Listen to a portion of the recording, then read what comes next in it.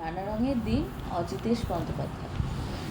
অজিতেশ বন্দ্যোপাধ্যায়ের লেখা এই যে নানা রঙের দিন, এটার মধ্যে একটা দার্শনিক চিন্তাভাবনাও আছে। তো এই দার্শনিক চিন্তাভাবনাটা কীরকম, যে মানুষগুলো এখানে একজন নাটক করেন তার কথা বলা হয়েছে, যে মানুষগুলো নাটক করেন বা যে মানুষগুলো স্টেজে অভিনয় করেন সেই মানুষগুলোর সাথে আমরা পরিচয় রাখি, কারণ সে ভীষণ বড় মানুষ, তার সাথে পরিচয় রাখলে সমাজে একটা গণ্যমান্য জায়গায় আমিও পদ পেতে পারি। তো এই চিন্তাভাবনায় মানুষ পরিচয় রাখতে পারে, কিন্তু তাদের সাথে কোনো সাংসারিক সম্পর্ক বা বৈবাহিক সম্পর্ক স্থাপনে তাদের অনীহা আছে। কারণ লেখক এটা নিজেই বলছেন যে যারা এসব করেন আর কি, বা যারা নাটক দেখান বা স্টেজে অভিনয় করেন, তাদের একটা ভাঁড়ের মতো করে উল্লেখ করেছেন। ভাঁড় মানে যে রাজসভায় যারা হাসাতেন সেরকম ভাঁড় আর কি, কিন্তু তারা পয়সার বিনিময়ে নাটক করে মানুষের মনোরঞ্জন করে, এইটুকুই তাদের যেন দায়িত্ব। এর বাইরে তাদের কোনো মনুষ্য জগৎ বলতেও কিছু নেই বলে অনেকে মনে করেন। তো সেই জায়গার যে ফিলোসফিক্যাল যে ব্যাপারটা, সেটা নিয়ে তিনি এখানে আলোচনা করেছেন একটা গল্পের মধ্যে দিয়ে। রজনীকান্ত চট্টোপাধ্যায় এবং কালীনাথ সেন এই দুটো চরিত্র প্রধান চরিত্র। রজনীকান্ত সেন হচ্ছেন বৃদ্ধ অভিনেতা, যার বয়স হচ্ছে 68 বছর বয়স, এবং কালীনাথ সেন তিনি প্রম্পটার মানে হচ্ছে যারা নাটকের ডায়লগ ভুলে গেলে, মানে যদি নাটক যিনি করছেন সে নাটকের ডায়লগ ভুলে গেলে পিছন থেকে বলে দেয়, মনে করিয়ে দেয়, ধরিয়ে দেয়, প্রম্পটার। বা কোনো রকমের দরজা ধরা কাজ বা ঝালর ধরা কাজ, এরকম টাইপের কাজ আর কি। পেশাদারি থিয়েটারের একটা ফাঁকা মঞ্চ। পেশাদারি থিয়েটার মানে যেখানে টাকার বিনিময়ে নাটক করা হয়, টিকিট কেটে লোকেরা সেখানে দেখতে আসে। পিছনে রয়েছে রাতে অভিনীত নাটকের অবশিষ্ট দৃশ্যপট, মানে ব্যাকগ্রাউন্ডের যেটা ছবিটা, সেই ছবিটা, জিনিসপত্র আর যন্ত্রপাতি। মঞ্চের মাঝখানে একটা টুল ওল্টানো রয়েছে। এখন রাত্রি, চারিদিক অন্ধকার। দিলদারের পোশাক পরে, মানে শাহজাহানের পোশাক পরে প্রবেশ করেন রজনীকান্ত চট্টোপাধ্যায়। তার হাতে একটা জ্বলন্ত মোমবাতি, হাসছেন তিনি। অর্থাৎ এখানে শুরুটা হয়েছে যে একটা নাটক হয়ে গেছে, মানে নাটক শেষ হয়ে গেছে, তার একটা সে বাঁচাকুচা অংশ পড়ে আছে, সেই অংশটার মধ্যেই নাটক শুরু হচ্ছে। এবং না, এটাকে বলা হয় মাঝে সাঝে ড্রামা উইদিন ড্রামা। মানে ড্রামাটা যদি এর মধ্যে থাকতো, যখন আগের সিলেবাসে বিভাগ বলে একটা নাটক ছিল, সেই নাটকটাতে নাটকের মধ্যে নাটক হতো, মানে নাটকের মধ্যে চরিত্ররা আবার একটা নাটক করবে চিন্তা ভাবনা করতো, তো ওটাকে ড্রামা উইদিন ড্রামা বলে। এটাও খানিকটা প্রথম অংশটা তাই, যে ড্রামা হয়েছিল সেই ড্রামার মধ্যে ড্রামা করছে। এবং যখন মাঝে সাঝে রজনীকান্তকে দেখা যাবে যে বিভিন্ন পুরনো স্মৃতি রোমন্থন করছেন, বিভিন্ন নাটকের অংশ তিনি নাটক করে দেখাচ্ছেন, এই পার্টগুলোর জন্য এটাকেও ড্রামা উইদিন ড্রামা বলা যেতে পারে। আচ্ছা, ব্যাপার কি বলতো, কি গেরো, ঘুমোলেম একেবারে গ্রিন রুমে। নাটক কখন শেষ হয়ে গেছে, হল ফাঁকা, শাহজাহান জাহাপানারা সব পাত্রপাত্রী ভোভা, আর আমি দিলদার এতক্ষণ পড়ে গ্রিন রুমে নাক ডাকা ছিল। সরি, একটা জিনিস ভুল হয়ে গেছে, দিলদার মানে জাহাঙ্গীর, শাহজাহান নয়, জাহাঙ্গীর। না, এতক্ষণ পড়ে নাক ডাকালো। ধুর, 12টা বেজে গেছে আবার। 12টা বেজে 5, অর্থাৎ 12টা বেজে 5 বলার দরকার ছিল না, 12টা বেজে গেছে মানে তো সেটা খারাপ হয়ে গেছে। কিন্তু 12টা বেজে 5 মানে হচ্ছে তার আর কিছুই হবে না, মানে কোনো রকমভাবেই সে চলনসই না। রাত কত হলো কে জানে। এত টানলে কি আর কাণ্ডজ্ঞান থাকে, মানে অ্যালকোহল কনজিউম করে তিনি বেশি, তো সেই কারণে বলছে যে এত টানলে কি কোনো কাণ্ডজ্ঞান থাকে। চেয়ারে পড়েছি আর ঘুম। বা বাবুটা, আচ্ছা হি কিয়া, মানে ঘুমিয়ে পড়ে ভালোই করেছিস। ক্যা হোগা তুমসে, কুছ নেই, বিলকুল কুছ নেই, মানে কিছুই হবে না তোকে দিয়ে আর, তুই এরকমভাবেই জীবন চালাবি, তোকে দিয়ে আর কিছু হবে না। রামব্রিজ, আরে গেল কোথায় লোকটা, কোথায় ধেনো টেনে পড়ে আছে ব্যাটা। রামব্রিজ, ধেনো মানে হচ্ছে বাংলার অ্যালকোহল আর কি, একদম পচা জিনিস। হতাশ হয়ে পড়েন, টুলটা সোজা করে তার উপরে বসেন, মোমবাতিটাকে মাটিতে রাখেন। চারিদিক নিঝুম। এটা যেমন এক শুনশান অভিনয়ের শেষ অংশ বলে মনে হয়, মানে চারিদিক নিঝুমতার জন্য। আবার একটা জিনিস, সেটা হচ্ছে জীবনটা তার এতটাই ফাঁকা বা জীবনটা তার এতটাই শূন্য যে তার চারিদিকটা নিঝুম মনে হচ্ছে। এটাও আর একটাভাবে ভাবা যেতে পারে। খালি আমার গলাটাই ঘুরে ফিরে কানে বাজছে আমার, কেমন যেন ভয় ভয় করছে। অর্থাৎ নিজের যে গলা সেটাই ইকো হচ্ছে এবং সেটাই তার ভয় করছে। অর্থাৎ তিনি যে জীবনে একা এবং তার জীবনে তার অস্তিত্বটাই তার ভয়ের কারণ হয়ে দাঁড়িয়েছে, কারণ তার কিছু বৈশিষ্ট্য। কাল রাতেও ঠিক একই ব্যাপার। মদ গিলে গ্রিন রুমে পড়েছিল। রামব্রিজি ঘুম থেকে তুলে ট্যাক্সি ডেকে দিয়েছিল। তার দরুন আজ সন্ধ্যেবেলা নগদ 3 টাকা বকশিস দিল মুখে, মানে খুশি হয়ে 3 টাকা বকশিস দিল। তার ফল হলো কি না, সেই টাকায় তিনি আজ নিজেই আজকে মদ গিলে কোথায় পড়ে আছে। অর্থাৎ রামব্রিজকে 3 টাকা দিয়েছিল খুশি হয়ে, রামব্রিজ আজকে নিজেই খেয়ে কোথায় পড়ে আছে রেখে রাখেনি। নিঘাত মেইন গেটে তালা পড়ে গেছে। আচ্ছা, পাগলের পাল্লায় পড়া গেছে, যাই হোক। মাথা ঝাঁকিয়ে বলছে, উফ, আজ রাতে কতটা গিলেছি। মাতালের এই হচ্ছে বিপদ, ছাড়বো বললে ছাড়ার নেই। আরে বাবা, দিলুম তোকে বকশিস দিলুম না, উনি আবার সেই আনন্দে আমাকে 1.5 বোতল খাইয়ে গেল।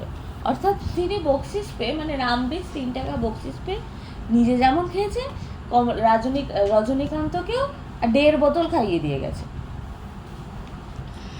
এ একেবারে রামধেনু।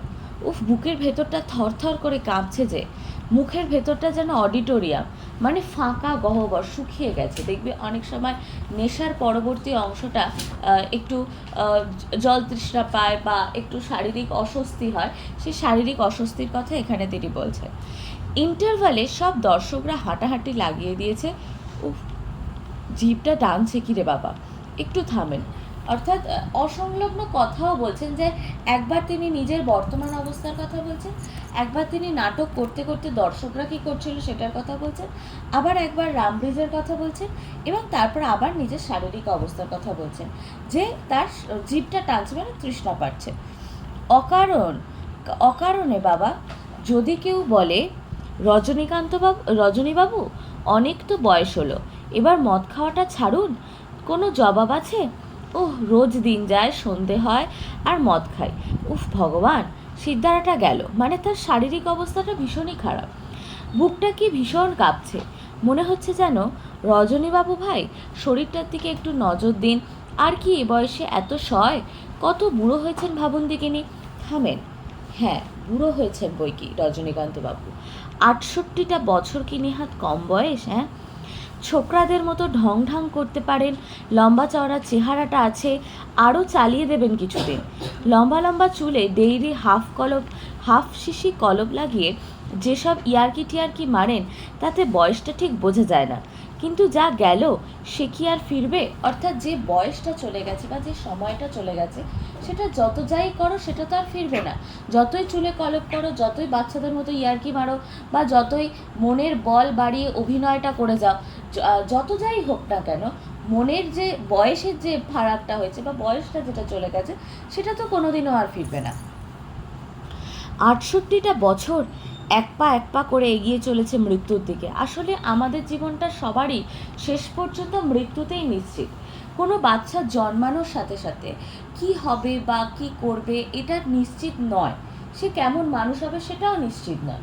কিন্তু একটা নিশ্চিত, সেটা হচ্ছে তার মৃত্যুটা হবে, এটা নিশ্চিত। তার মানে একটা মানুষ সে যত যাই কাজ করুক না কেন, তার মৃত্যুটা হবে, এটা নিশ্চিত।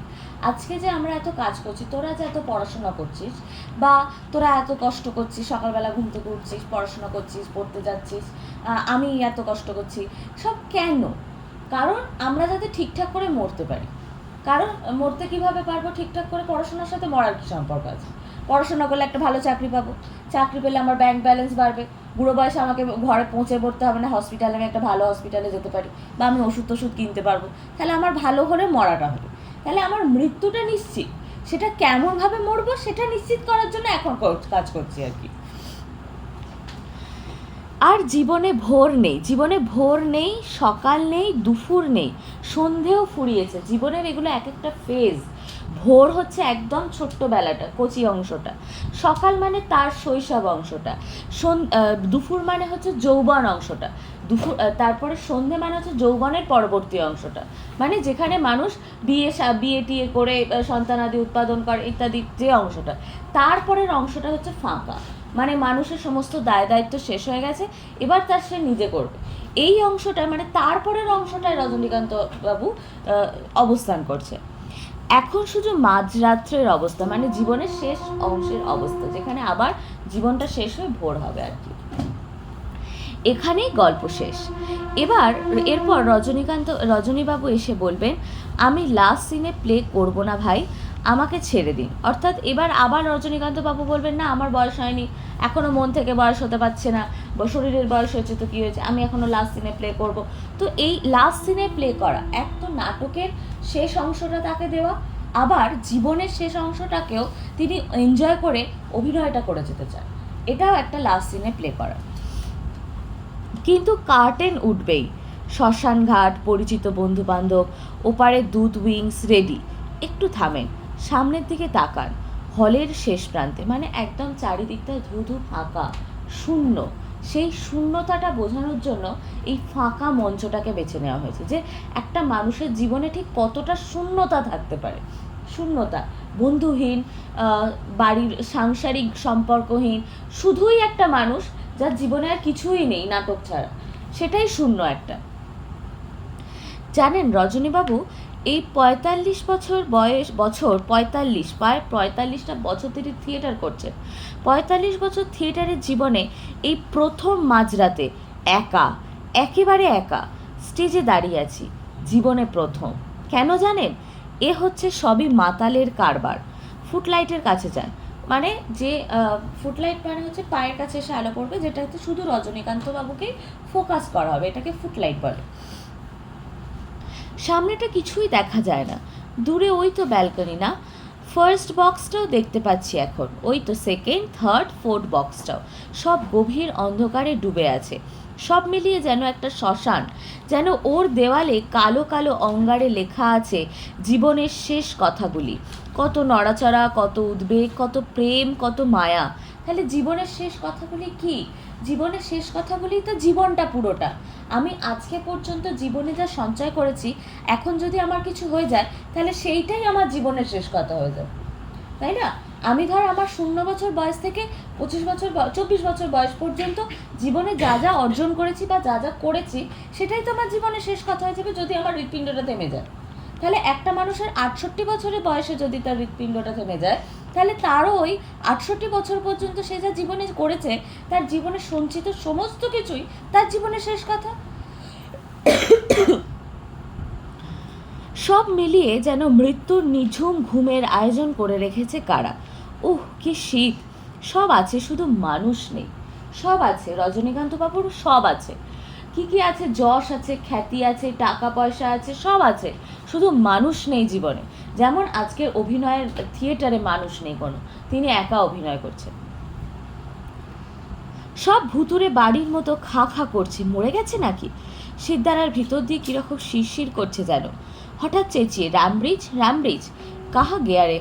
এই মাঝরাতে একা একা কী সব মৃত্যু, শ্মশান, আবোল তাবোল ভাবছি। হবে না কেন, কম গিলেছি আজকে। আবার কিন্তু বাস্তবিক ব্যাপারটা যে আমি এই কারণে আমি এত বাজে বকছি, কিন্তু খুব প্র্যাকটিক্যাল কথা বলছেন হয়তো খুব আজে বাজে অসংলগ্ন, কিন্তু যে কথাগুলো বলছে সেগুলো কিন্তু খুব প্র্যাকটিক্যালি বলছেন। মদটা ছেড়ে দিন রজনীবাবু, মদটা ছেড়ে দিন। বুড়ো হয়ে গেছেন, আর 2 দিন বাদেই খাটে উঠবেন মশাই। ধরুন আপনার মতো বয়স হয়েছে যাদের 68টা বছর, তারা সময় মতো মাপযোগ করে খাওয়া দাওয়া করেন, সকাল সন্ধে বেড়াতে যান, সন্ধেবেলা কীর্তন টেত্তন শোনেন, ভগবানের নাম করেন। আর আপনি রজনীবাবু এসব কি করছেন মশাই? মাঝরাতে দিলদারের পোশাক পরে পেট ভর্তি মদ গিলে এসব থিয়েটারি ভাষায় কী আবোল তাবোল বলছেন বলুন তো? শুধু শুনলে ভয় পেয়ে যাবে যে, কেউ শুনলে ভয় পেয়ে যাবে যে। আন্দাজ করুন দেখি, আপনার চোখগুলো দেখতে এখন কেমন লাগছে? সে ঘুমিয়েছে, সে অতিরিক্ত অ্যালকোহল কনজিউম করেছে, স্বাভাবিকভাবেই তার চোখ মুখটা অস্বাভাবিক ভয়ঙ্কর দেখতে লাগবে, একটা মানুষ দেখলে ভয় পাবে। সেই জন্য বলছে যে আপনাকে ঠিক কেমন দেখতে লাগছে ভাবুন তো। যান মেকআপ টেকআপ তুলে, চুল টুল আঁচড়ে, ভদ্র গোছের জামা কাপড় পরে বাড়ি যান দেখিনি। কি যে পাগলামি করেন, সারা রাত ধরে এইসব ভাবলে হঠাৎ হার্ট ফেল করবেন যে। দেখ, কিছু কিছু কথা কোটের মধ্যে লেখা আছে। এই যে কথাগুলো যেগুলো রজনী বাবু দিয়ে শুরু হয়েছে, সেটা কিন্তু রজনী বাবু নিজেই নিজেকে বলছেন, কিন্তু এই কথাগুলো কেউ না কেউ কোনো না কোনো সময় ওনাকে বলেছেন, যেটাকে উনি কোট করে নিজের সংলাপের মধ্যে ঢুকিয়ে দিয়েছেন।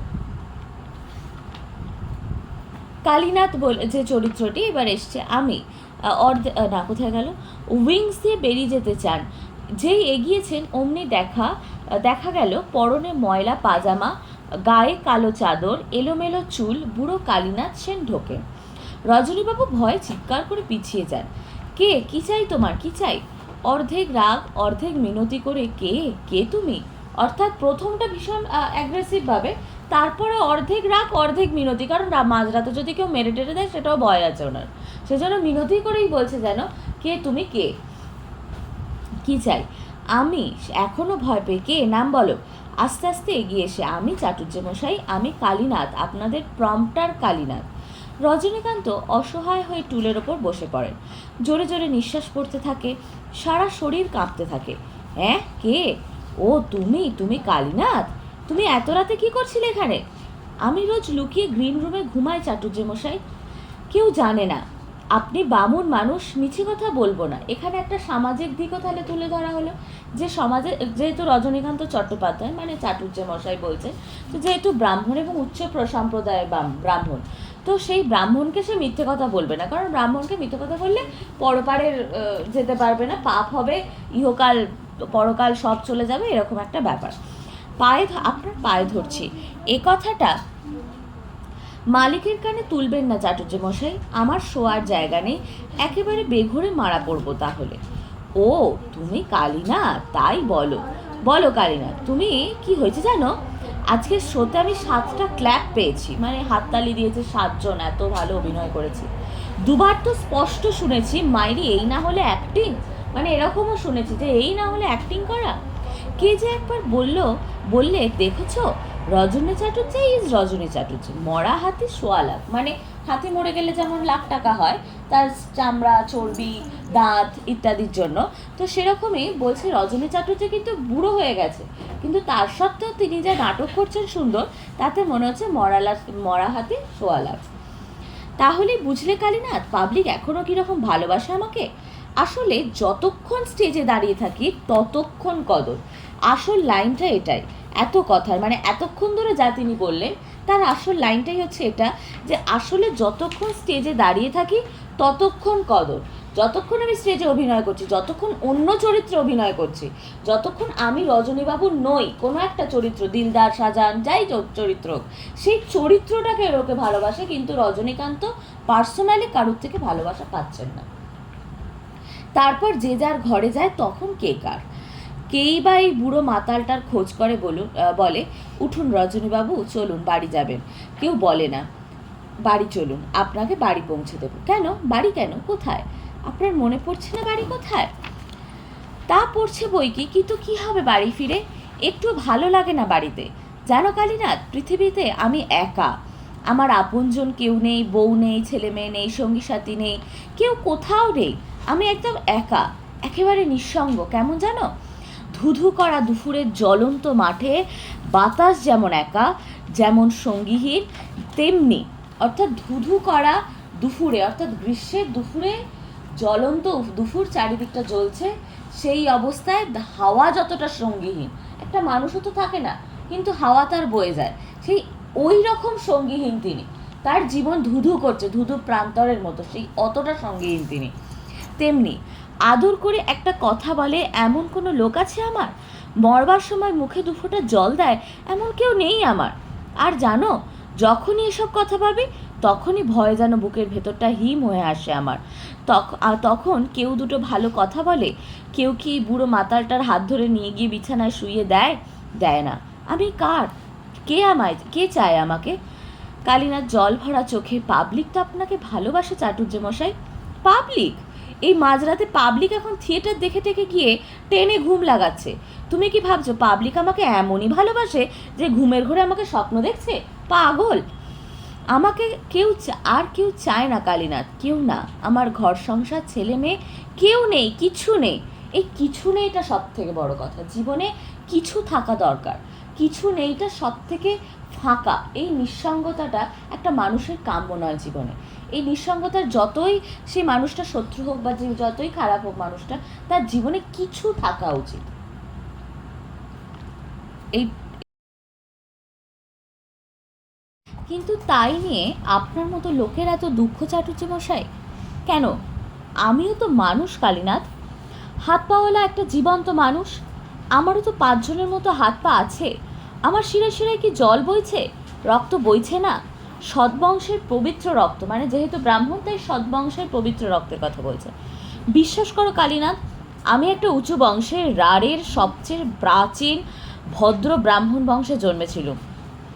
এই লাইন কথাটা আমরা খুব খারাপ অর্থে ব্যবহার করি, যে কোনো জিনিস খারাপ হলে বা কোনো ব্যবসা হলে বা কোনো রকমের অনৈতিক ব্যবসা হলে সেটাকে আমরা লাইন কথাটা বলি। তিনি এই অভিনয় শিল্পটাকে, মানে তার কাছে অভিনয় শিল্পটা লাইনের মতোই মনে হচ্ছে। যে সেই শিল্পে আসার আগে আমি পুলিশের চাকরিতে ঢুকেছিল, ইন্সপেক্টর অফ পুলিশ। আর কি চাইছি, আর কি চেহারাই না ছিল আমার। ছোকরা বয়স তো, তখন চেহারায় জেল্লা ছিল, কাউকে তোয়াক্কা করতুম না। শরীরে শক্তি ছিল, মনে সাহস ছিল, আজকে 4 ডবল কাজ করতে পারতুম একাই। তারপর একদিন বুঝলে চাকরিটা ছেড়ে দিলাম, আর একরকম করে জীবন শুরু করা গেল নাটক নিয়ে। সেসব দিনের কথা কি তোমার মনে আছে কালীনাথ? তখন কি নামডাকি ছিল আমার, কি খাতির, কি প্রতিপত্তি। তারপর সেসব দিনও যেন কবে কেমন করে ফুরিয়ে গেল, একেবারে নিঃশেষ করে দিয়ে গেল হে আমাকে। দাঁড়িয়ে কালীনাথের গায়ে ভর দিয়ে, জানো আগে আমি বুঝতে পারিনি। হঠাৎ এই মাঝরাতে আমি যখন এই স্টেজের ওপর এসে দাঁড়ালুম, থিয়েটারের ব্ল্যাক ওয়ালের দিকে তাকালুম, এই একটু আগে সামনের ওই অন্ধকারের দিকে চেয়েছিলুম, হঠাৎ আমার মনে হলো কে যেন আমার জীবনের সমস্ত খাতাখানাকে আমার চোখের সামনে মেলে ধরেছে। থিয়েটারের দেওয়ালে দেওয়ালে অঙ্গারের গভীর কালো অক্ষরে লেখা আমার জীবনের 45টা বছর। কালীনাথ, কি জীবন! ওই অন্ধকারে আশ্চর্য স্পষ্ট সেসব অক্ষর আমি দেখলুম কালীনাথ। যেমন স্পষ্ট তোমার মুখ দেখতে পাচ্ছি এখন, ঠিক তেমনই স্পষ্ট আমি একে একে সব পার হয়ে যেতে দেখলুম। আমার যৌবন, আদর্শ, শক্তি, সম্ভ্রম, প্রেম, নারী, হ্যাঁ একটা মেয়ে। জানো কালীনাথ, একটা মেয়ে। ঘুম পাচ্ছে, ঘুমোবেন চাটুর্য মশাই? তখন আমার বয়স বেশি নয়, সবে লাইনে এসেছি। সারা দেহ মনে ফুটছে টকবক করে উৎসাহ। একদিন একটা মেয়ে থিয়েটারে দেখে প্রেমে পড়লো আমার। বিশ্বাস করো, সে বেশ বড় লোকের মেয়ে, বেশ সুন্দর দেখতে ছিল মেয়েটা। ওর বাপের টাকা পয়সাও ছিল অঢেল। মেয়েটা বেশ লম্বা, ফর্সা, সুন্দর, ছিপছিপে গড়নের, উঠতি বয়স, যেরকম নায়িকা হয় আর কি, সেরকম নায়িকার একটা দৃশ্য এখানে, নায়িকার একটা বর্ণনা এখানে দিয়েছে। আর মনটা ছিল দারুণ ভালো, কোনো ঘোর প্যাচ নেই, সব ভালো তার। কিন্তু ওরই মধ্যে কোথায় যেন আগুন লুকিয়েছিল। গ্রীষ্মের বিকেলে পশ্চিম আকাশে সূর্যাস্তের মেঘ যে আগুন লুকিয়ে রাখে, সেই আগুন। এই লাইনটা তুলে অনেক সময় প্রশ্ন আসে যে এই লাইনের মধ্যে দিয়ে মেয়েটির সম্পর্কে লেখক কি বোঝাতে চেয়েছে। এরকম, গ্রীষ্মের বিকেলে পশ্চিম আকাশে সূর্যাস্তের মেঘ যে আগুন লুকিয়ে রাখে, অর্থাৎ সূর্যাস্তের মেঘ, সূর্য অস্ত যাচ্ছে কিন্তু সূর্য তো থাকে তার আড়ালে। তার মানে তার যে উজ্জ্বলতা, তার যে গনগনে ভাব, সেই সূর্য তো সূর্যই হয়। অস্তমিত সূর্য আর উদিত সূর্য, ব্যাপারটা একটু সুদিং হলেও আগুনের গোলা তো আগুনের গোলাই থাকবে। সেরকম মেয়েটিকে দেখতে যতই সুন্দর হোক না কেন, মেয়েটি যতই ভালো মনের হোক না কেন, কিন্তু তার মধ্যে একটা আগুন ছিল, যেটা সূর্যাস্তের আগুনের মতো। কালীনাথ, সে কি আশ্চর্য মেয়ে, কেমন করে বোঝাবো তোমাকে। এমন গভীর ও টানা টানা কালো চোখ যে অন্ধকার রাতে একা একা ভাবলে মনে হতো যে যেন কোনো অচেনা দিনের আলো। কি অদ্ভুত তার হাসি, কি তার ঢেউ খেলানো রাশি রাশি কালো চুল। দাঁড়াও, ওর চুলগুলোর কথা বুঝিয়ে বলি তোমাকে। সমুদ্রের ঢেউ দেখেছো তো? মনে হয় না ঢেউয়ে ঢেউয়ে কি আশ্চর্য শক্তি। কিন্তু জানো, তোমার বয়স কম, যদি তোমার বয়স কম হতো, যদি দৃষ্টি থাকতো তোমার, ওই দেখতে ওর রাশি রাশি কালো চুলের ঢেউ, তাহলে তোমার ধারণা হতো কেমন করে দুর্গম পাহাড়কে ধসিয়ে দেয় পাহাড়ি নদীর দুর্গম খরস্রোত। অর্থাৎ কেমন করে পাহাড়ি নদীর খরস্রোতটা একটা পাহাড়কে ধসিয়ে দিতে পারে সেটা তোমার দেখে ধারণা হতো। অর্থাৎ আমার জীবনে যে আদর্শ বা আমার জীবনের যে মূল বক্তব্য ছিল বা আমার যে দৃঢ়তা ছিল, মেয়েটির সৌন্দর্য আমাকে সেই দৃঢ়তা থেকে টলিয়ে দিয়েছিল, আমার আদর্শ থেকে সরিয়ে দিয়েছিল, আমাকে যেন একটা অন্য মানুষে পরিণত করেছিল। কোনো অমুক শক্তির গতিতে সমস্ত পাহাড় থরথর করে উঠে তীব্র আক্ষেপে ভেঙে চুরমার হয়ে যায়, মুহূর্তে প্রলয় ঘটে পৃথিবীতে। তখন কি মনে হতো না তোমার, এ ঢেউ আমাকে ভাসিয়ে নিয়ে যায় তো যাক, আমাকে উল্টে পাল্টে দিয়ে যদি জীবনের খেলা খেলতে চায় তো খেলুক। এই সৌন্দর্যে তিনি এতটাই মোহিত হয়েছিলেন যে তার তখন মনে হয়েছিল যে জীবন যদি উল্টে পাল্টে যায়ও তাহলেও যাক, জীবন যদি খেলতে চায় তাহলেও খেলুক, কিন্তু আমার এই জীবনই লাগবে বা ওকেই লাগবে, এরকম একটা ব্যাপার। সত্যি জানো, হঠাৎ মনে হয় আমি ওকে স্পষ্ট দেখতে পাচ্ছি, আমি যেন ওর মুখোমুখি দাঁড়িয়ে আছি, ঠিক যেমন এখন তুমি দাঁড়িয়ে আছো আমার সামনে। আর সে একদিন তাকে দেখে মনে হয়েছিল ভোরের আলোর চেয়েও সুন্দর সে। তাহলে তার রূপ বর্ণনার জন্য বা তাকে বর্ণনার জন্য কটা উপমা ব্যবহার করা হয়েছে। দেখ, গ্রীষ্মের বিকেলে পশ্চিম আকাশে সূর্যাস্তের মেঘ, আর একটা তার চুলটাকে ঢেউ খেলানো কালো রাশি রাশি কালো চুল, আর একটা তার যে চরিত্র সেটা হচ্ছে কালো চুলটাকে আরেকভাবে বলেছে দুর্গম পাহাড়কে ধসিয়ে দেয় যে পাহাড়ি নদী, আর একটা বলল যে ভোরের আলোর চেয়েও সুন্দর সে। ভোরের আলোর মধ্যে যেমন কোনো কলঙ্ক থাকে না, ভোরের আলোর মধ্যে যেমন কোনো জটিলতা থাকে না, ভোরের আলোর মধ্যে যেমন কোনো ক্রূরতাও থাকে না, সেরকমই মেয়েটার সৌন্দর্য যেন কিছুই ছিল না, মানে সমস্তটাই পিওর, সুন্দর, ভালো। সেই যে তার আমার দিকে সেই একরকম অদ্ভুত করে চেয়ে থাকা, মরে যাব তবু ভুলবো না তার সেই আশ্চর্য ভালোবাসা। ও শুধু আমাকে আলমগীরের পাঠ করতে দেখেছিল, আর কিছু নয়। আমার নিজের থেকে ওকে কোনো কথা বলতে হয়নি, রেখে ঢেকে সত্যি মিথ্যে কোনো কথা নয়। একদিন যেচে আলাপ করলো আমার সঙ্গে, তারপর ক্রমশ আলাপ থেকে ঘনিষ্ঠতা থেকে প্রেম। আর তখনকার দিনে আমার অ্যাক্টিং মানে সে একটা ব্যাপার, মানে বিশাল ব্যাপার। তখন সে আমার বয়সও বেশি না, সামনে পড়ে আছে ব্রিলিয়ান্ট ফিউচার। তখন নিজের ওপর কত জোর ছিল হে, তখন মনে মনে কত আশা, কত প্ল্যান। একদিন ওকে বললাম, অনেক দিন তো আলাপ হলো আমাদের, চলো এবার বিয়ে করি আমরা। এমনি করে আর কতদিন থাকবো আমরা, এবার আমাদের বিয়ের কথাটা তোমার বাবাকে বলি একদিন। গলার স্বর ডুবে যায়, মানে একটু ইমোশনাল হয়ে যায়। ও কি বললো জানো, হ্যাঁ আমি তোমায় ভালোবাসি, চলো বিয়ে করি, কিন্তু তার আগে তুমি ওই থিয়েটার করা ছেড়ে দাও। থিয়েটার করা ছেড়ে দেব কেন? ও যে বড় লোকের সুন্দরী মেয়ে, থিয়েটারের লোকের সঙ্গে জীবনভর প্রেম করতে পারে, কিন্তু বিয়ে নইব চ। আমার মনে আছে সে রাত্রে কি যে পাঠ করেছিলাম, কি যেন একটা বাজে হাসির বই। স্টেজে দাঁড়িয়ে পাঠ করতে করতে হঠাৎ যেন আমার চোখ খুলে গেল। সেই রাতে জীবনের প্রথম মোক্ষম বুঝলুম যে যারা বলে নাট্যাভিনয় একটি পবিত্র শিল্প, তারা সব গাধা। মানে মোটেই পবিত্র শিল্প নয়। যদি পবিত্র শিল্প হতো তাহলে মেয়েটি তাকে ওইভাবে বলতো না। গাধা, তারা সব মিথ্যে কথা, বাজে কথা বলে। অভিনেতা মানে একটা চাকর, একটা জোকার, একটা ক্লাউন। লোকেরা সারাদিন খেটে খুটে এলে তাদের আনন্দ দেওয়াই হলো নাটকওয়ালাদের একমাত্র কর্তব্য। মানে যারা নাটক করে তাদেরকে তিনি নাটকওয়ালা শব্দটা ব্যবহার করছেন। যেরকম ফেরিওয়ালা হয়, দুধওয়ালা হয়, সেরকম যেন নাটকওয়ালা। নাটকের কোনো তার কাছে গুরুত্ব এতদিন ছিল, মেয়েটি এভাবে বলার পর থেকে তার কাছে যেন নাটকের গুরুত্বটাও হারিয়ে গেল। মানে এক কথায় একটা ভাঁড় কি মোসাহেবের যা কাজ তাই। মোসাহেবরা যেমন তোষামত করে, মনোরঞ্জন করে, সেরকম যেন নাটকওয়ালাদের কাজ। আর সেই দিনই বুঝলাম পাবলিকের আসল চরিত্রটা কি।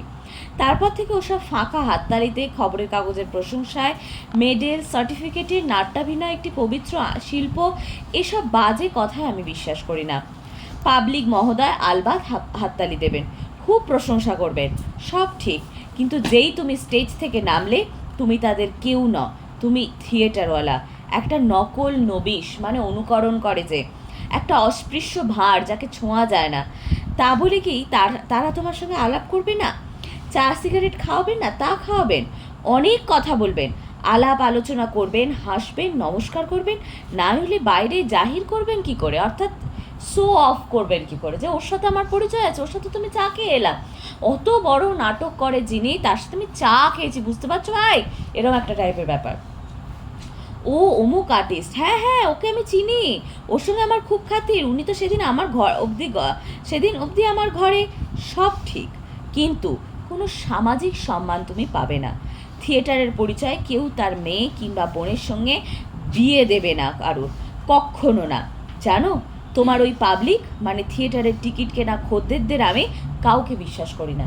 এই জায়গাটাই হচ্ছে নাটক সম্পর্কে রজনীকান্ত চট্টোপাধ্যায়ের আসল উপলব্ধিটা, যে কেন তিনি নাটক শেখে বিশ্বাস, তাও নাটক করেন, কারণ সেটা ছাড়াই আর কিছু নেই, নাটক ছাড়া কিছু নেই, অথচ নাটককে তিনি ঘেন্না করেন।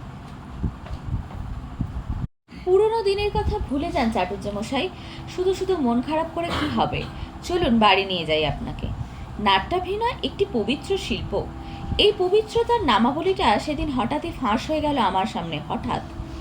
আর তারপর থেকে সেই মেয়েটা কি হলো কে জানে, আমারও আর কিছু ভালো লাগতো না।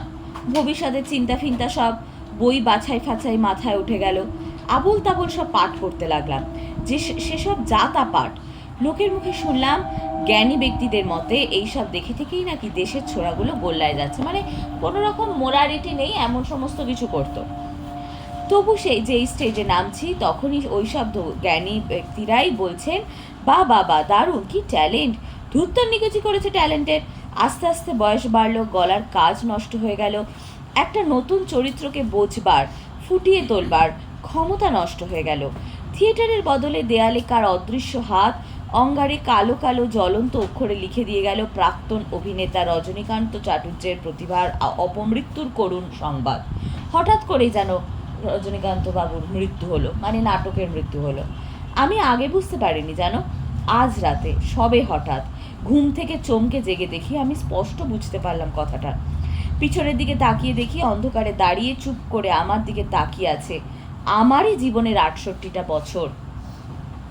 আমার সামনে দাঁড়িয়ে আছে বুড়ো রজনী চাটুর্যে, আর কপা এগোলেই শ্মশানের চিতার আঁচ লাগবে গায়ে, দীর্ঘশ্বাস ফেলে ঝলসে দেবে আমাকে, অর্থাৎ জীবন শেষ হয়ে যাচ্ছে, জীবন শেষের পর্যায়ে পড়ে যাচ্ছে। পুরোনো দিনের কথা ভুলে যান চাটুর্যে মশাই, পুরোনো দিনের কথা ভুলে যান। আপনি চুপ করে বসুন এখানে, আর কিছু ভাববেন না। ভগবান আসেন চাটুর্যে মশাই, অদৃষ্ট তো মানেন। চেঁচিয়ে রামব্রিজ রামব্রিজ।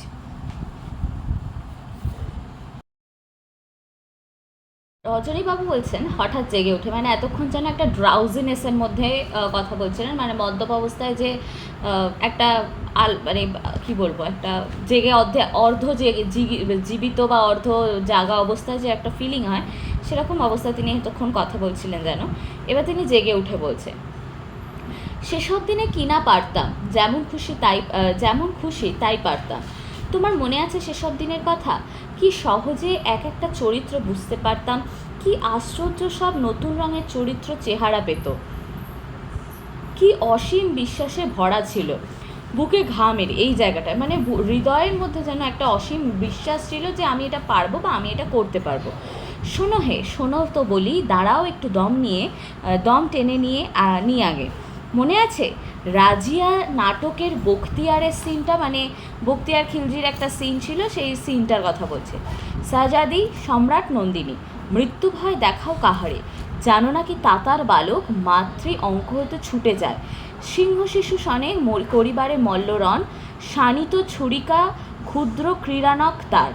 অর্থাৎ একটা ছোট, তুমি ভয় দেখাচ্ছ কাকে, তাতার বালক মানে এই যে রাজার সন্তানরা মাতৃকোর থেকে বেরিয়ে, মানে মায়ের কোল থেকে নেমেই যুদ্ধ করতে পারে, সিংহ শিশুকে কখনো মল্ল রণে, মানে ওপেন 1:1 যুদ্ধে কখনো ডাকা উচিত নয়। যতই সে সিংহ শিশু হোক, সে আলটিমেটলি কিন্তু সিংহই, এটা মনে রাখতে হবে। শানিত ছুরিকা ক্ষুদ্র ক্রীড়ানক তার, ছোট ছোট যে আঙুলের নখ, সেটাও কিন্তু তার এক একটা অস্ত্র হতে পারে, তোমরা কিন্তু এটা ভুলে যেও না। জীবনের ভয় দেখাও সামরা কি, বখতিয়ার মরিতে প্রস্তুত সদা, অর্থাৎ যুদ্ধ করে মরতে বখতিয়ার সবসময় প্রস্তুত। খুব খারাপ হচ্ছে না কি বলো?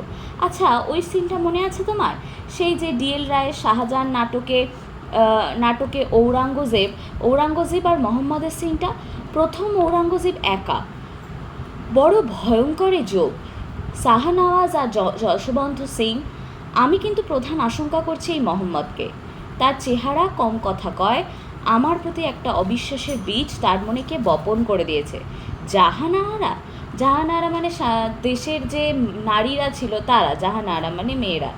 এই যে মোহাম্মদ এখানে এক একটা পার্ট তুলে দিয়েছে, যে এক একটা নাটকের এক একটা অংশ তিনি বলে বলে মানে বলছেন যে দেখো আমি এখনও বুড়ো হয়ে যাইনি, আমি এখনও কিন্তু এগুলো ফিল দিয়ে বলতে পারছি। কামন কুইক, মোহাম্মদের ক্যাচটা দাও তো, মোহাম্মদের ক্যাচটা মানে পরবর্তী মোহাম্মদের যে ডায়লগটা আছে সেটা তুমি বলো আর কি, কালীনাথকে বলছে। পিতা আমায় ডেকেছিলেন? হ্যাঁ, আমি কাল রাজধানীতে ফিরে যাচ্ছি, তুমি সুজার অনুসরণ করবে। মীর জুমলাকে তোমার সাহায্যে রেখে গেলাম।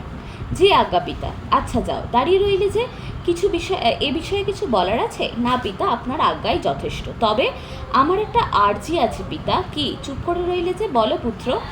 কথাটা অনেক দিন ধরে জিজ্ঞাসা করব মনে করছি, কিন্তু এ সংশয় আর বক্ষে চেপে রাখতে পারি না। ঔদ্ধত্য মার্জনা করবেন, মানে একটা অংশ পুরো মানে নাটকের মধ্যে নাটকটা হচ্ছে, যে দুজনের ডায়লগটা বলছে পরপর। বলো পিতা, শাহজাহান কি বন্দী? বন্দী না। কে বলেছে? তবে তাকে প্রাসাদে রুদ্ধ করে রাখা হয়েছে কেন?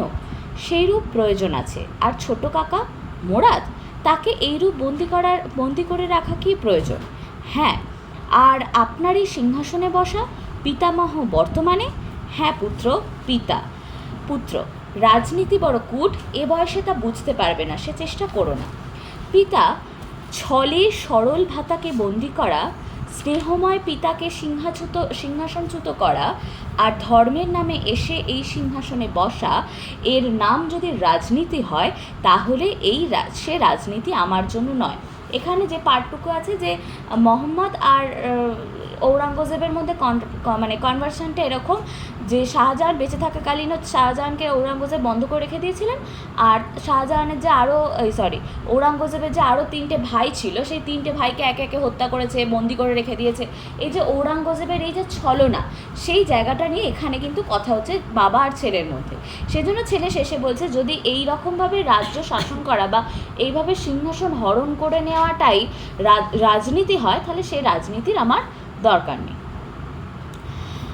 আগেকার দিনে যে পার্টগুলো করেছি সেগুলো এখন দাঁড়িয়ে বলতে বলতে, শুনতে শুনতে ভেতরে যেমন করে না।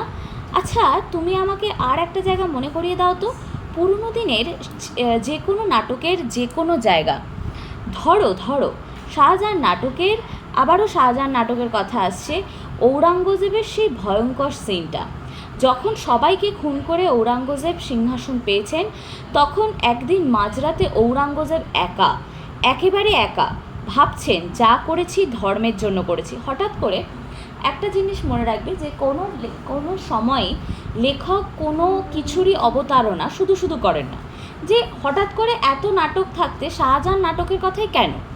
সেখানেও ঔরঙ্গজেবের সাথে এই যে রজনীকান্তবাবুর একটা তুলনা আনছেন লেখক, যে ঔরঙ্গজেবেরও সব ছিল, কিন্তু তিনি তার নিজের দোষে সেটা সব হারিয়েছেন। সেরকমই এই রজনীবাবুরও সব ছিল, কোথাও গিয়ে নিজের প্যাশনকে ফলো করতে গিয়ে তিনি তার সবটা হারিয়েছেন। এই যে দুজনের মধ্যে যে সব হারানো, একা থাকার যে ব্যাপারটা, সেই জায়গাটাতে লেখক দুজনকে একই প্ল্যাটফর্মে এনে দাঁড় করিয়েছেন, ঔরঙ্গজেব আর রজনীকান্ত চট্টোপাধ্যায়। একেবারে একা ভাবছেন, যা করেছি ধর্মের জন্য। এই যে এখানে ঔরঙ্গজেব যেটা বলছেন, সেটা আসলে নিজেকে ক্লারিফাই করছেন, নিজেকে নিজে বোঝাচ্ছেন যে আমি কি ঠিক করেছি, নিজে প্রশ্ন করছেন। সেরকমই পুরো নাটকটা জুড়ে রজনীকান্ত কিন্তু নিজেকে ক্লারিফাই করছেন, যে আমার বয়স হয়ে গেছে, লোকে এখন আমাকে চাইছে না, কিন্তু একসময় আমি করেছি। সেটা নিজেকে নিজে বোঝাচ্ছেন যে এটা আমি কিন্তু করেছি, আমার জায়গা একটা প্রাপ্য, আমার সম্মান প্রাপ্য, কিন্তু সেই সম্মানটা তিনি কেড়ে নেননি, শুধু বলেই গেছেন, এইটুকুই। যদি অন্য উপায়ে সম্ভব হতো। কি অন্ধকার, কে দায়ী? দেখ, সেই একই অন্ধকার, জীবনের অন্ধকার, রজনীকান্তর জীবনেও অন্ধকার, আবার ঔরঙ্গজেবের জীবনেও কিন্তু অন্ধকার। কে দায়ী? আমি? এ বিচার?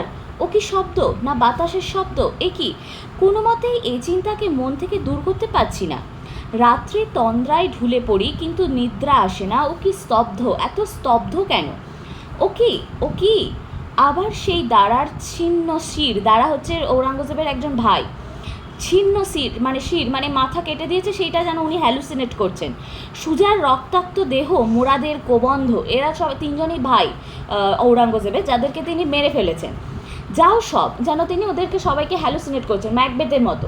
ম্যাকবেথ যেমন মেরে এসে হ্যালুসিনেট করতো কোথাও গিয়ে নিজের খারাপ বোধ, নিজের অপরাধ বোধের থেকে, সেরকমই ঔরঙ্গজেবও কোথাও গিয়ে যেন হ্যালুসিনেট করছে নিজের অপরাধ বোধ থেকে। আমি বিশ্বাস করি না ওই তারা আবার আমায় ঘিরে নাচছে। কে তোমরা? জ্যোতির্ময়ী ধূমশিখার মতো মাঝে মাঝে জাগ্রত তন্দ্রায় এসে দেখা দিয়ে যাও। চলে যাও। মোড়াদের কোবন্ধ আমায় ডাকছে। দাদার মুল্লু আমার পানে এক দৃষ্টে চেয়ে আছে, সুজে হাসছে। এ কি সব? ওহ! হাততালি দিয়ে জোরে হেসে ওঠেন। সাবাস সাবাস, এখন বয়সগুলো কোন চুলোয় গিয়ে দাঁড়িয়ে আছে হে। আবার কিন্তু রজনীকান্ত নিজের ভয়েসে বলছেন, কোথায় গেল 68 বছরের শোক? মানে এই যে ঔরঙ্গজেবের দুঃখ বর্ণনা করার পরে নিজের মনে হচ্ছে যে 68 বছরের শোকটা কোথায় গেল? কোথায় চিতার আঁচটা? আমি স্পষ্ট বুঝতে পারছি কালীনাথ, আমার প্রতিভা এখনো মরেনি। শরীরে যদি রক্ত থাকে তাহলে সে রক্তে মিশে আছে প্রতিভা। এর নাম যদি যৌবন না হয়, শক্তি না হয়, জীবন না হয়, তাহলে জীবন বস্তুটা কী কালীনাথ?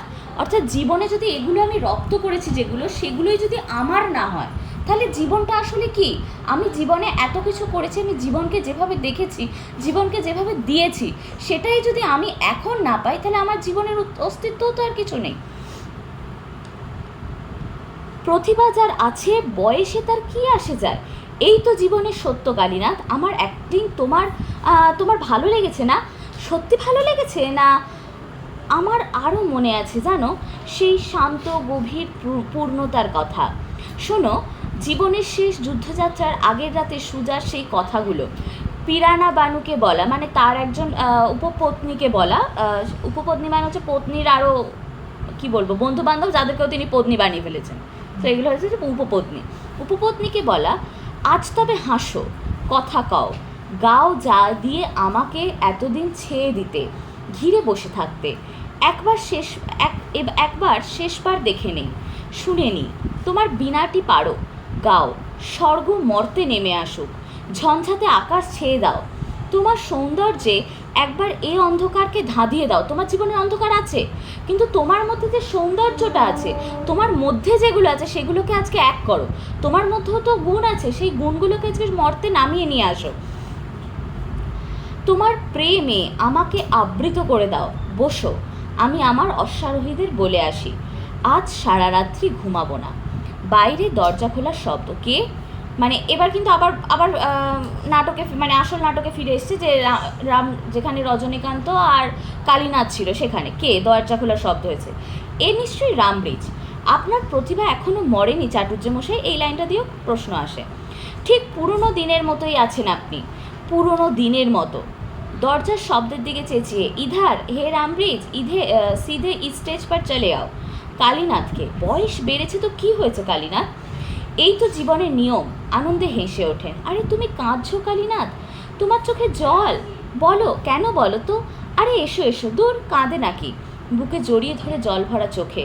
শিল্পকে যে মানুষ ভালোবেসেছে তার বার্ধক্য নেই কালীনাথ, একাকিত্ব নেই, রোগ নেই, মৃত্যু ভয়ের উপর সে হাসতে হাসতে ডাকাতি করতে পারে।